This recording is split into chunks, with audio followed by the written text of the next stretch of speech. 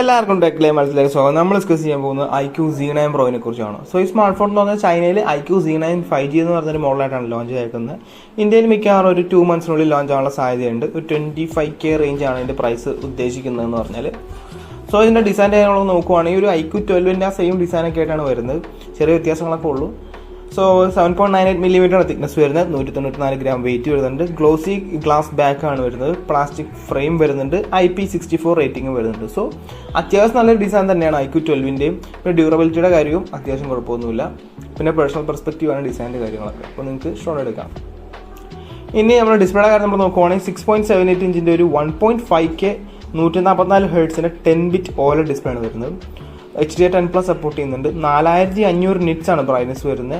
3840 ഹെർട്സിൻ്റെ PWM ഡിമ്മിങ്ങും വരുന്നുണ്ട്. In display finger print സ്കാനറും വരുന്നുണ്ട്. So display അടിപൊളിയാണ്, ഒരു കുറവുകളും അതിക്ക് വരുത്തിയിട്ടില്ല. ഓഡിയോയുടെ കാര്യം നമ്മൾ നോക്കുവാണെങ്കിൽ ഡുവൽ സ്റ്റീരിയോ സ്പീക്കേഴ്സ് വരുന്നുണ്ട്. പക്ഷേ ഇവിടെ നമുക്ക് 3.5mm ഹെഡ്ഫോൺ ജാക്ക് കിട്ടുന്നില്ല. നല്ല അത്യാവശ്യം കുഴപ്പമൊന്നുമില്ലാത്ത മൾട്ടിമീഡിയ എക്സ്പീരിയൻസ് ആണ്. ഡിസ്പ്ലേ ഒരു കുഴപ്പങ്ങളും ഇല്ല, അടിപൊളിയാണ്.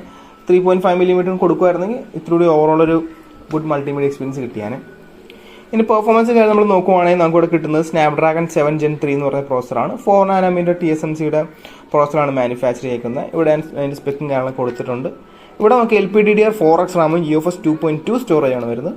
അതിരി കുറവായിപ്പോയി. UFS 2.2 മാറ്റി 25K സ്മാർട്ട് ഫോൺ ആണ്. UFS 2.2 ഒക്കെ മാറ്റി UFS 3.1 വരേണ്ട സമയം കഴിഞ്ഞു. പിന്നെ LPDDR4X റാമും മാറ്റി UFS അല്ല LPDDR5 റാം വരേണ്ട സമയം കഴിഞ്ഞു. സോ അതൊരു ഡിസപ്പോയിൻമെൻ്റ് ആണ്. ഇവിടെ നമുക്ക് LPDDR5ഉം UFS 3.1ഉം കൊടുക്കാമായിരുന്നു. കാരണം ഇവിടെ വേറെ സ്മാർട്ട് ഫോൺസ് ഉണ്ട് 25Kയിൽ പെർഫോമൻസിൽ ഓറിയൻറ്റഡ് ആയിട്ടുള്ള സ്മാർട്ട് ഫോൺസ്. പോക്കോ X6 Pro വരുന്നുണ്ട്. പിന്നെ OnePlus Nord C4 ഇതിൻ്റെ കോമ്പറ്റീഷനാണ് ശരിക്കും പറഞ്ഞാൽ. അതിന് UFS 3.1 ആണ് വരുന്നത്. ഇനി ആൻഡ്രോയിഡ് വേർഷൻ 10ൻ്റെ സ്കോർ നമ്മൾ നോക്കുവാണെങ്കിൽ 8,66,863 ആണ് ടോട്ടൽ വരുന്നത്. CPU 2,56,787, GPU 2,72,332. സോ അടിപൊളി ഗെയിമിംഗ് പെർഫോമൻസ് ആയിരിക്കും. BGMI-ലൊക്കെ ഒരു കുഴപ്പമുണ്ടാവില്ല. 60 FPS ഒക്കെ പൊളിയായിരിക്കും. ഇനി ക്യാമറയുടെ കാര്യം നമ്മൾ നോക്കുവാണെങ്കിൽ ഇവിടെ ഒരു എന്താ പറയുക, ഒരു അത്യാവശ്യം ഒരു ക്യാമറ ഒന്നും പറയാൻ പറ്റത്തില്ല. ആകെ പ്രൈമറി ആയിട്ടൊരു 50 MP f1.2 ആപ്പച്ചർ വരുന്നൊരു പ്രൈമറി സെൻസറാണ് വരുന്നത്. പിന്നെ ഒരു 2 MP ഡെപ്ത് സെൻസറും വരുന്നുണ്ട്.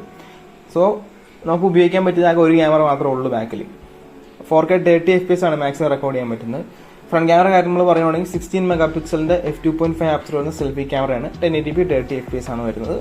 ക്യാമറ ഒരു സ്ട്രോങ് പാർട്ടല്ല ഈ സ്മാർട്ട് ഫോൺ. ഇനി OSൻ്റെ കാര്യം നമ്മൾ നോക്കുവാണെങ്കിൽ FunTouch OS 14 ആണ് വരുന്നത്. Android 14 വരുന്നുണ്ട്. 2 വർഷത്തെ അപ്ഡേറ്റും 3 വർഷത്തെ സെക്യൂരിറ്റി അപ്ഡേറ്റ്സും ആണ് വരുന്നത്.